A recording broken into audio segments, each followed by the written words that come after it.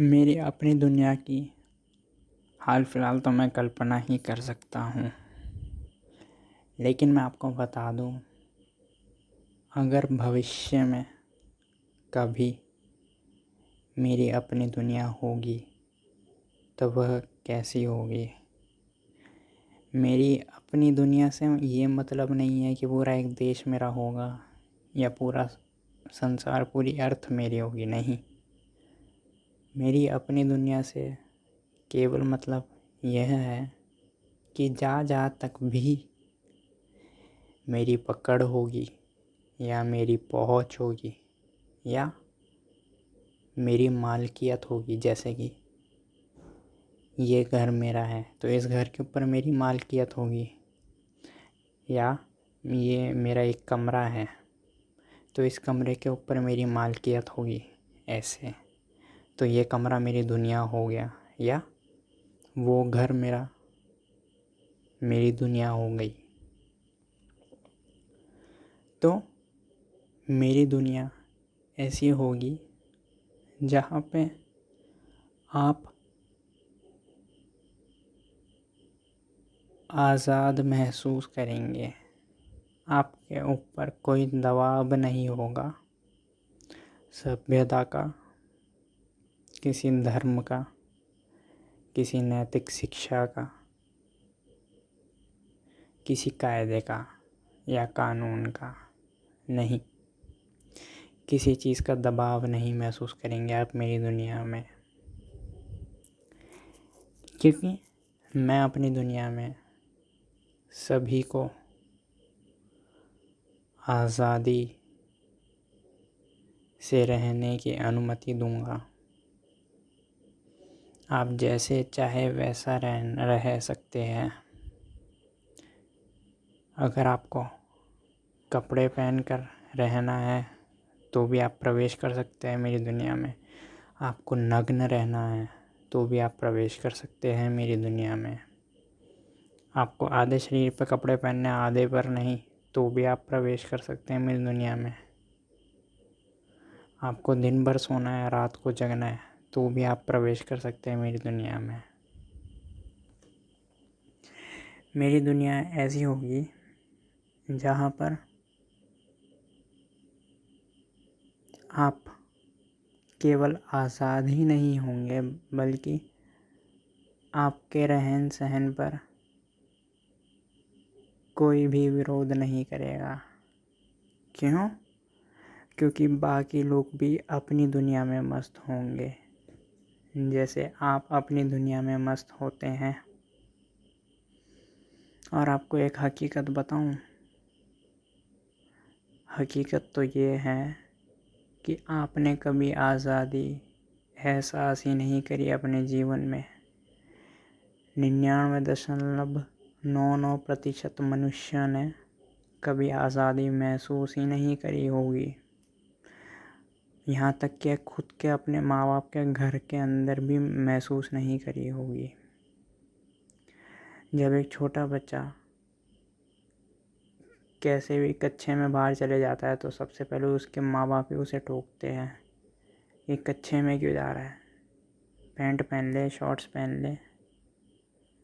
सबसे पहली रोक टोक माँ बाप ही करते हैं। सबसे पहली बार आज़ादी अगर कोई रोकता है तो वह माँ बाप। उसके बाद समाज के अन्य लोग भी रोकते हैं, जैसे दोस्त हो गए, अध्यापक हो गए, पड़ोसी हो गए, बड़े बुज़ुर्ग हो गए। लेकिन सबसे पहले शुरुआत आपके आज़ादी के हनन की आपके ही घर से शुरू होती है। ज़रा एक बात सोचिएगा, मैं आपसे पूछता हूँ, आप कैसे भी रहते हैं अपने घर में, शाम में जब आपके पापा काम से आते हैं तब आपका एकदम से एटीट्यूड चेंज नहीं हो जाता? ज़रा सोचिएगा, ज़रा आपका एकदम से पूरा पहनावा चेंज नहीं हो जाता? शायद आप पूरे दिन भर बॉक्सर में बैठते होंगे घर के अंदर, लेकिन जैसे ही पापा आते होंगे आपके तो आप कपड़े बदल के नहीं आ जाते पापा के सामने? ज़रा सोचिएगा, विचारिएगा। और अगर कपड़े नहीं बदलते तो आपका क्या बिहेवियर है, थोड़ा सा बदल नहीं जाता? ज़रा सोचिएगा गहराई में। यहाँ पे मैंने पापा का उदाहरण दिया है आपको, किसी और को भी पापा की जगह रख कर देखिएगा। जैसे आपके अध्यापक या आपके मित्र या आपकी बीवी या पति या आपके बच्चे, उदाहरण में आप रख कर देखिएगा और फिर सोचिएगा। अगर रवैया आपका पूरा चेंज हो जाता है, इसका मतलब आपके पास आज़ादी है ही नहीं, केवल नाम मात्र की आज़ादी है। आप अपने घर में रहकर भी आज़ाद नहीं हैं। मैं एक बार कॉलेज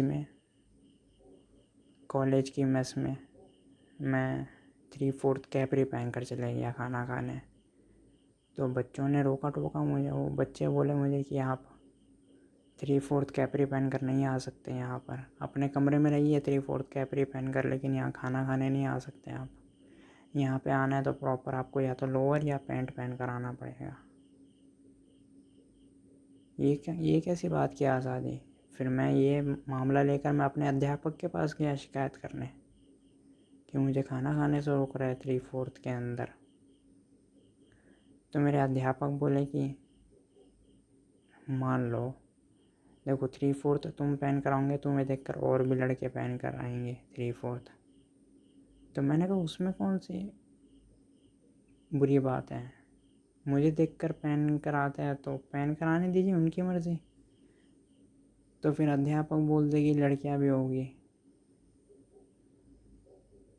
और लड़कियां भी देखेगी, तो तब मैं क्या बोलूँ अध्यापक को, आप बताइए। और हकीकत तो यही है, आप आज़ादी से जिएंगे तो दूसरों से देखी नहीं जाएगी आपकी आज़ादी, दूसरों की नज़र हमेशा आपके ऊपर रहेगी, और बिल्कुल रहेगी। तो मेरे अध्यापक भी यही चाहते थे कि मैं या तो पैंट या लोअर पहन कर जाऊं। देखिए, चाहे माँ बाप हो या अध्यापक हो या कोई भी हो, अगर वो आपको समझाते कि ऐसे रहो, इस ढंग से रहो, ऐसे रवैये से रहो, ऐसे कपड़े पहन कर रहो, तो वो आपको आज़ाद नहीं देखना चाहते, वो आपकी भलाई भी नहीं चाहते। इस भ्रांति में मत रहना। आपकी भलाई तो इसी में है कि आप खुल के श्वास ले सके, आज़ादी से जी सके। लेकिन वो आपको गुलामियत में देखना चाहते हैं, इसलिए वो आपको समझाते हैं कि ऐसे कपड़े पहनो, और उसके पीछे तर्क भी देते। जैसे मेरे अध्यापक ने मुझे तर्क दिया था कि पैंट लोअर में आओ, ताकि दूसरे बच्चे भी इंस्पायर ना हो 3/4 पहनने के लिए, और फिर लड़कियां भी देखती हैं तो लड़कियां भी ना देखें। तो ये सारे तर्क देते हैं। आपके माँ बाप हो गए या फिर कोई भी हो गए, और तर्क देने से क्या मनुष्य मान भी जाता है, लेकिन मान जाता है, लेकिन आज़ादी थोड़ी मिलती है। मानने से थोड़ी आज़ादी मिल जाती है। आपने तर्कों से आप कन्विंस तो हो गए, लेकिन क्या आज़ादी मिल गई आपको? सोचिएगा, समझिएगा। जैसे आपको एक उदाहरण देता हूँ, जब 2016 में जियो आया था, तब जियो फ्री सिम थी, 6 महीने के लिए पूरा फ्री था, एक दिन का 1 GB डेटा मिलता था। तब लोग बहुत कन्विंस हुए, लोग बहुत राज़ी हुए, ये भी तो कारण था, इसलिए लोगों ने जियो की सिम खरीदी। फिर जियो की सिम लेने के बाद बहुत लोग, करोड़ों लोगों को ये महसूस हुआ कि नेट बहुत स्लो आ रहा है, कॉलिंग की तकलीफ़ हो जा रही है, कॉल ड्रॉप हो जा रही है। तो आप कन्विंस तो भले ही हो गए जियो की सिम लेने के लिए, आपने जियो की सिम खरीद भी ली थी 2016 में, लेकिन क्या आपको संतुष्टि मिली?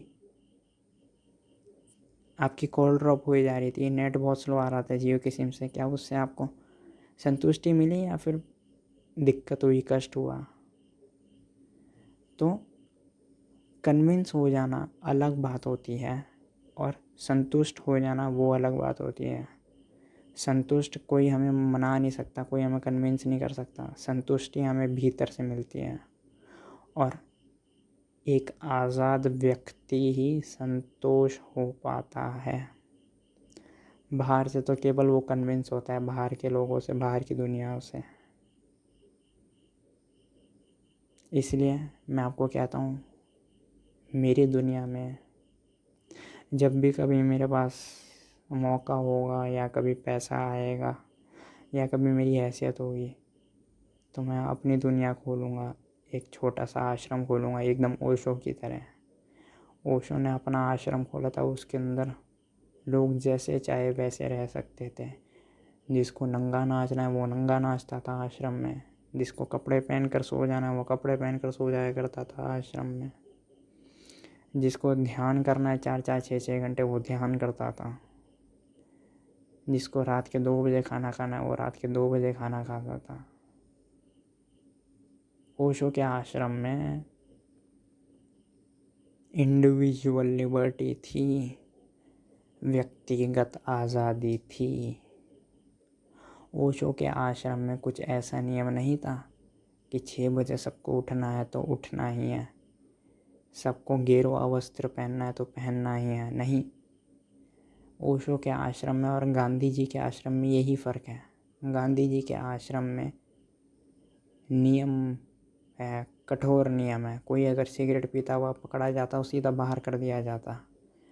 लेकिन ओशो की एक वीडियो में मैंने सुना था कि वो सिगरेट पीने वालों के लिए अलग से कमरा बना रहे थे। देखिए, सिगरेट पीने वालों के लिए भी द्वार खुले हैं ओशो के आश्रम में। ऐसे ही मेरी दुनिया होगी, अपनी दुनिया, जहाँ पे आपको व्यक्तिगत आज़ादी होगी। और मेरी अपनी दुनिया में केवल वही मनुष्य आ सकता है, वही टिक सकता है जो अपनी ज़िंदगी में मस्त रहता है, जिसको दुनिया से कोई लेना देना नहीं है, जिसको मुझसे भी कोई लेना देना नहीं है, ना ही किसी दूसरे व्यक्ति से लेना देना है। जो केवल अपनी ही दुनिया में मस्त रहता है वही मेरी दुनिया में आ सकता है। क्यों? क्योंकि जो व्यक्ति अपनी दुनिया में मस्त रहता है वो कभी दूसरे को परेशानी नहीं पहुंचा सकता, वो कभी दूसरे को सवाल जवाब नहीं कर सकता दूसरे के पहनावे पर, रहने सहने पर, क्योंकि उसको दूसरे से मतलब ही नहीं होता। और मेरी अपनी दुनिया में वही लोग आएंगे जिनको दूसरों से कोई मतलब नहीं, जो खुद आज़ाद होकर जीना चाहते हैं, जिनकी आज़ादी आज तक हमेशा रोकी गई है समाज द्वारा, चाहे माँ बाप हो जाए, चाहे अध्यापक हो जाए, चाहे दोस्त हो जाए। तो जब भी मेरे पास पैसे होंगे, जब भी मेरे पास कन्वीनियंस होगी, जब भी मेरे पास फैसिलिटी होगी, मैं अपनी एक छोटी सी दुनिया बनाऊंगा जहाँ पे इंडिविजुअल लिबर्टी होगी लोगों के पास, जहाँ पे लोग अपनी दुनिया में मस्त होंगे, सबकी अपनी दुनिया होगी। और जो व्यक्ति अपनी दुनिया में मस्त होता है वो कभी दूसरे व्यक्ति को कभी हानि पहुंचा भी नहीं सकता। जो व्यक्ति अपनी दुनिया में मस्त होता है उसको कभी दुनिया से डर नहीं है, उसको कभी दुनिया से कोई नुकसान नहीं हो सकता। दुनिया ही नुकसान पहुंचा सकती है उसे, लेकिन वो कभी नुकसान नहीं पहुंचा सकता दुनिया को। पहुंचाएगा भी कैसे? उसका पूरा ध्यान 24 घंटे खुद के ऊपर होता है। जैसे मैं अपनी परीक्षा लिख रहा हूँ तो मेरा 3 घंटे पूरा लिखने पर ही ध्यान है। परीक्षा हॉल के बाहर क्या होता है, किसी का मर्डर हो जाता है, किसी का एक्सीडेंट हो जाता है, मुझे कोई ध्यान भी नहीं पड़ता 3 घंटे तक। ऐसे ही जो व्यक्ति अपनी दुनिया में मस्त होता है तो 24 घंटे उसका खुद के ऊपर ही ध्यान होता है। बाहर की दुनिया में क्या हो रहा है कुछ फर्क नहीं पड़ता, तो वो बाहर की दुनिया को नुकसान पहुंचा भी नहीं सकता। लेकिन आपके माँ बाप आपको शिक्षा देते हैं कि बेटा ऐसे कपड़े पहनो, ऐसा रवैया करो, जैसे जाते ही पहले ये बोलना है, सलाम बोलना है, नमस्कार बोलना है, या आपके अध्यापक आपको शिक्षा देते हैं, आपके दोस्त आपको शिक्षा देते हैं, या समाज में कोई भी व्यक्ति आपको शिक्षा देता है, तो वो आपकी आज़ादी नहीं चाह रहा, ना ही वो अपनी दुनिया में मस्त है, वो आपके ऊपर हावी होना चाह रहा है। भले ही शिक्षा के नाम पर, लेकिन शिक्षा के नाम पर आपको कन्विंस तो कर लेगा, लेकिन आपको सेटिस्फेक्शन कभी नहीं दिला सकता। आपको गुलाम ही देखना चाहता है। सब्सक्राइब करें अगर आपको यह चलचित्र मददगार साबित हुई हो तो, और शेयर करें यह वीडियो।